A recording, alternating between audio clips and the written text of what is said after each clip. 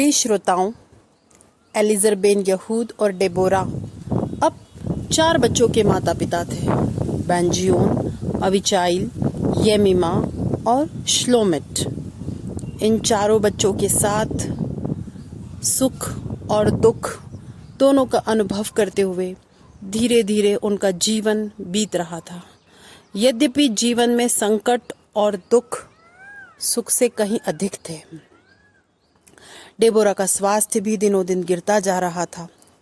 उसे स्वास्थ्य लाभ के लिए हेमंत ऋतु में 2 महीने कहीं और जाना चाहिए, ऐसा बार बार डॉक्टर कह रहे थे।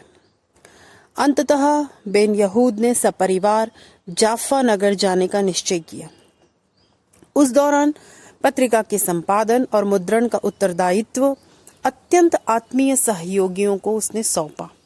पत्रिका के स्वरूप और विषय वस्तु में किसी प्रकार का परिवर्तन नहीं करना है, इस तरह के कड़े निर्देश बेन यहूद ने उन्हें दिए।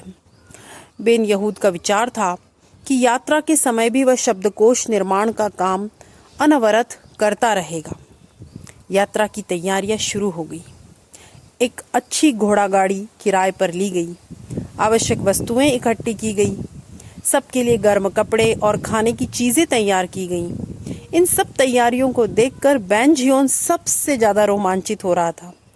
वह तो जाने के समय की ही प्रतीक्षा कर रहा था, क्योंकि आखिर यह उसके जीवन की प्रथम यात्रा थी। बहुत व्याकुल होते हुए भी बेन यहूद ने पत्नी के स्वास्थ्य लाभ को ही मन में रखकर किसी प्रकार नगर छोड़कर वहां से जाने के लिए स्वयं को तैयार किया। वह भी इस समय सामान्य गृहस्थ की तरह व्यवहार कर रहा था। उसके इस सरल सहज रूप को देखकर सबसे अधिक प्रसन्न था बेंजियोन। एक सुखमयी सुबह उन्होंने जेरूसलेम नगर से यात्रा शुरू की। बच्चे बहुत प्रसन्न थे। डेबोरा श्लोमिट को गोद में लेकर गाड़ी में बैठी हुई थी। येमिमा पिता का हाथ पकड़कर उनके पास बैठी हुई थी। अविचाइल के साथ बेंजियोन गाड़ी चलाने वाले के पीछे ही बैठा था। हर कदम पर बेंजियोन पूछता जाता, ये क्या है, वो क्या है। बेंजियोन के मन में नई नई जिज्ञासाएं पैदा हो रही थी। गाड़ी चलाने वाला भी बड़ा ही स्नेही स्वभाव का था। वह बेंजियोन के सभी प्रश्नों का उत्तर देता जा रहा था। यात्रा दिन के साथ साथ रात में भी चलती रही। बीच बीच में कुछ गाते हुए वह गाड़ी का चालक घोड़ों को हाँकता जाता था और इस बीच सामने से आते हुए सभी वस्तुओं को, लोगों को दिखाता जाता था। बेंजियोन को बड़ा ही आनंद का अनुभव हो रहा था। तभी उन्होंने ऊंटों का एक समूह देखा। घोड़ा गाड़ी चलाने वाले को यह शंका हुई कि कहीं ये अरबी लोग इन लोगों को परेशान न करें, क्योंकि उसने पहले भी ऐसा अनुभव किया था और वह जानता था कि बेन यहूद किस प्रकार का काम कर रहा है और किस तरह से कई लोग उसके शत्रु हैं। किंतु ऐसा कुछ भी घटित नहीं हुआ। चालक प्रसन्न हुआ और उसने गाड़ी को धीरे धीरे आगे बढ़ा लिया। थोड़ी दूर जाने के बाद बेंजियोन ने देखा कि 3 अरबी घुड़सवार गाड़ी का पीछा कर रहे हैं। बेंजियोन ने पिता को बताया। बेन यहूद ने भी पीछे देखा। सच ही था, तीनों पीछा करने वाले बंदूकधारी थे। बेन यहूद ने गाड़ी वाले को आदेश दिया, गाड़ी तेज चलाओ, घोड़ों को थोड़ा जल्दी हाँको। गाड़ीवान ने चाबुक मारते हुए घोड़ों को तेजी से हाँका। वे तेजी से दौड़े। फिर भी 5 मिनट के अंदर ही वे घुड़सवार गाड़ी के बहुत पास आ गए। तब बेंजियोन ने उस घुड़सवार को ध्यान से देखा और जोर से चिल्लाया, अरे पिताजी, वह तो लोलिक है। सच? हाँ, दिखता तो वही है, ऐसा बेन यहूद ने कहा। लोलिक उन लोगों का नेता था जो कुछ दिनों पहले उसके परिवार की रक्षा के लिए आए थे। उसे देखकर बेन यहूद ने गाड़ी रुकवाई और कहा। आश्चर्य के साथ में वह बोला कि मित्र, आप यहाँ कैसे आए? तब लोलिक ने कहा, मैंने आपकी यात्रा का समाचार सुना और मैं जानता हूँ कि यह रास्ता बहुत कष्ट भरा है और हम लोग तो जाफ्फा नगर के ही निवासी हैं। हम भी वहीं जा रहे हैं। रास्ते में आपको कोई कठिनाई न हो, कोई शत्रु आपको परेशान न करे, यही सोचकर आपकी रक्षा के लिए हम आपके पीछे पीछे आ गए। हमें लोग अरबी ही समझे, इसीलिए हमने अरबी लोगों जैसे कपड़े पहन लिए हैं। उसके मुख से यह बात सुनकर बेन यहूद और उसका परिवार भाव विभोर हो गया। बेन यहूद बहुत प्रसन्न भी हुआ। लोलिक उसके परिवार के सभी सदस्यों का बहुत आत्मीय था। उसने पूछा, अरे भाभी, सब कुशल तो है? यात्रा में कैसा लग रहा है? डेबोरा बोली, आप जैसे मित्रों के साथ रहने पर मुझे कोई चिंता नहीं है, सब कुशल है। सबसे अधिक प्रसन्न बेंजियोन था। घुड़सवार और बंदूकधारी लोलिक के प्रति उसके मन में पहले से ही बहुत आकर्षण था। पिछले महीने ही उन दोनों की मित्रता भी बहुत प्रगाढ़ हो गई थी। बेंजियोन हमेशा लोलिक को कहानी के नायक की तरह श्रद्धा भाव से ही देखता था। बेंजियोन ने कहा, पिताजी, मैं भी इनके साथ घोड़े पर बैठ जाऊं, कृपया अनुमति दे दीजिए। तब बेन यहूद ने कहा, नहीं बेटा, उसे कष्ट होगा। तब लोलिक बोला, नहीं नहीं, मुझे कोई कष्ट नहीं होगा, आ जाओ बेंजियोन। आनंद से बेंजियोन घोड़े पर चढ़ गया। लोलिक ने उसे अपने आगे बिठाया और वह गिरे न, इस प्रकार उसे पकड़ लिया और फिर घोड़े को हाँका। बेंजियोन रोमांचित हो गया। लोलिक ने कहा, डरो मत, मैं तुम्हें भी बहुत अच्छा घुड़सवार बनाऊंगा। उसने बच्चे के हाथों में ही लगाम पकड़ा दी और घोड़े को आगे बढ़ा दिया। तेज चलते हैं, और भी तेज चलते हैं, हर्षातिरेक से बेंजियोन बोला। लोलिक ने कहा, हाँ, हम तेज चल सकते हैं, किंतु हमारा लक्ष्य क्या है? गाड़ी की रक्षा करना, जिसमें तुम्हारा पूरा परिवार बैठा हुआ है, इसलिए हम उनके पीछे ही चलेंगे। फिर भी बीच बीच में वह उसे थोड़ी दूर गाड़ी से आगे ले जाता और फिर गाड़ी के पीछे आ जाता। बेंजियोन के लिए यह यात्रा तो अविस्मरणीय होती जा रही थी। जब उसे यह पता चला कि जाफानगर समुद्र के किनारे है, तो वह और भी अधिक प्रसन्न हो गया, क्योंकि उसने तो पहले कभी समुद्र देखा ही नहीं था। जब उसने वहां जाकर पहली बार समुद्र को देखा तो वह समुद्र के प्रति बहुत आकर्षित हो गया। समुद्र की गहराई, विशालता, उसकी तरंगों की गर्जना, उसके ऊपर तैर रही नावों, इन सब को देखकर मानो वह मुग्ध हो गया। जाफानगर में बहुत से यहूदी थे। उन्होंने बेन यहूद के परिवार का हार्दिक स्वागत किया।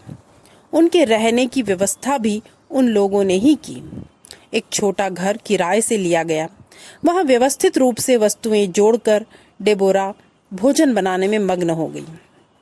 बेन यहूद बार बार वहां के लोगों से मिलकर उनको और भी प्रोत्साहित कर रहा था। शब्दकोश निर्माण का कार्य उसने वहां भी जारी रखा हुआ था। जाफानगर के सुखमय वातावरण में बच्चे बहुत प्रसन्न थे, विशेष रूप से बेंजियोन। लोलिक के साथ उसकी मैत्री बहुत बढ़ती ही जा रही थी, क्योंकि वह जिस प्रकार कुशल घुड़सवार था, उसी प्रकार कुशल नाविक भी था। उसका एक छोटा सा जहाज भी था। समुद्र प्रिय बेंजियोन रोज ही लोलिक के साथ समुद्र में घूमने चला जाता। बेंजियोन के मन में एक विचार उत्पन्न होने लगा था कि मैं भी अच्छा नाविक बनूंगा, और लोलिक भी उसे उत्साहित करता रहता था। वे दोनों प्रतिदिन जहाज से कुछ दूर समुद्र में घूमने के लिए जाते थे और कभी कभी दूर तक भी निकल जाते थे। जाफानगर में बहुत से अरबी रहते थे। नाव ही उनकी जीविका का साधन था। छोटी छोटी डोंगियां, मध्यम आकार के जहाज और बड़ी बड़ी नावें भी उनके पास थी। अबू हमीस नामक एक नाविक था, जिसके पास अनेक छोटी छोटी डोंगियां, मध्यम आकार के पोत तथा कुछ बड़ी नौकाएं थीं। लोलिक के माध्यम से बेंजियोन का अबू हमीस से परिचय हुआ। बेंजियोन यद्यपि छोटा था, फिर भी उसकी जिज्ञासा को देखकर अबू हमीस बहुत खुश हुआ। वह बेंजियोन को अपनी अरबी भाषा में समुद्र यात्रा की आकर्षक कथाएं सुनाने लगा। अब तक तो बेंजियोन थोड़ी थोड़ी अरबी भाषा भी जान गया था, इसलिए अबू हमीस की कहानियों को बड़े ध्यान से सुनता था। उन सभी कहानियों को सुनकर उसके मन में अबू हमीस भी किसी महान नायक की तरह चित्रित हो गया। एक दिन लोलिक के साथ बेंजियोन समुद्र विहार कर रहा था। उस दिन वे दोनों समुद्र में कुछ ज्यादा ही दूर चले गए थे। बातचीत में मग्न वे कितनी दूर आ गए यह जान ही नहीं पाए। इसी बीच अचानक आकाश में काले बादल दिखाई देने लगे। लोलिक ने कहा, बेंजियोन, लगता है तेज बारिश होने वाली है, हमें जल्दी लौटना चाहिए। प्रचंड वायु भयंकर वेग से बहने लगी। उसने दूर से देखा कि अन्य नाविक भी दुर्घटना की आशंका से जल्दी जल्दी तट की ओर लौट रहे हैं। उसने कोशिश करते हुए जहाज की दिशा परिवर्तित करना चाहिए, किंतु अफसोस भयंकर तरंगों ने उसका प्रयत्न विफल कर दिया। वे जहाज को विपरीत दिशा में ही ले जा रही थी। बेंजियोन, बेंजियोन, सावधान रहो, मजबूती से पकड़ो, ऐसा कहते हुए लोलिक ने जहाज चलाने के पहिए को दोनों हाथों से मजबूती से पकड़कर पूरी शक्ति लगाकर उसे घुमाने का प्रयत्न किया, किंतु तभी अचानक आई भयंकर तरंग ने जहाज में घुसकर लोलिक को ऐसा धक्का दिया कि पहिए को छोड़कर वह नीचे गिर गया और घायल हो गया। जहाज के अंदर भी पानी घुस गया। बेंजियोन घबराने लगा। उसने कहा, लोलिक, अब क्या होगा? हम जीवित भी रहेंगे या नहीं? लोलिक ने कहा, चिंता मत करो, सब ठीक हो जाएगा, ईश्वर का ध्यान करो।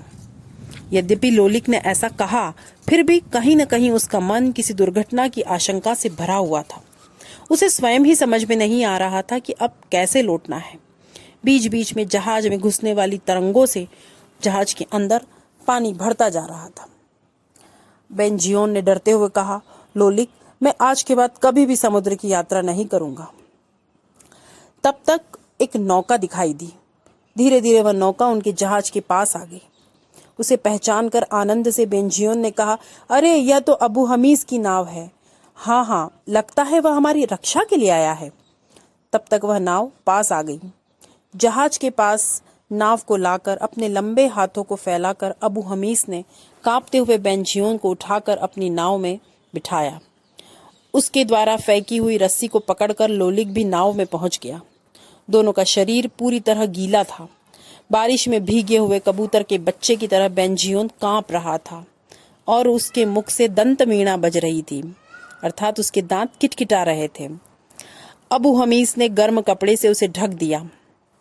तट पर पहुंचकर लोलिक और अबू हमीस ने उसे हाथों से उठाकर घर पहुंचाया, क्योंकि तब तक बेंजियोन का शरीर बहुत गर्म हो गया था। बुखार से पीड़ित बेंजियोन को सुलाकर डेबोरा ने उन दोनों का धन्यवाद दिया। कुछ देर बाद वे दोनों तो चले गए, लेकिन डेबोरा चिंता में मग्न हो गई। जैसे जैसे रात बढ़ रही थी, बेंजियोन का बुखार भी बढ़ता जा रहा था। डेबोरा ने किसी तरह वैद्य को ढूंढा और वहां लेकर आई। उस वैद्य ने बेंजियोन का परीक्षण किया, दवाई दी। तब तक बेन यहूद भी घर आ गया। मध्य रात्रि तक वहीं रुके हुए वैद्य ने वहां से जाते हुए कहा, यह दवाई आपको प्रत्येक घंटे देनी है। बच्चे की स्थिति गंभीर है, मैं सुबह आकर देखूंगा। पूरी रात डेबोरा पुत्र के पास ही बैठी रही। उसके गर्म ललाट पर गीला कपड़ा रखते हुए, बीच बीच में पेय पिलाते हुए वह उसका शरीर पोंछती रही। सुबह एलिजर बेन यहूद ने कहा, डेबोरा, अब तुम आराम करो, मैं पुत्र के पास बैठता हूँ। डेबोरा स्वयं अस्वस्थ थी और ऊपर से पुत्र की ऐसी दशा देखकर उसके नेत्रों से आंसू बहने लगे और वह किसी नए संकट के बारे में सोचकर ही बहुत घबरा गई।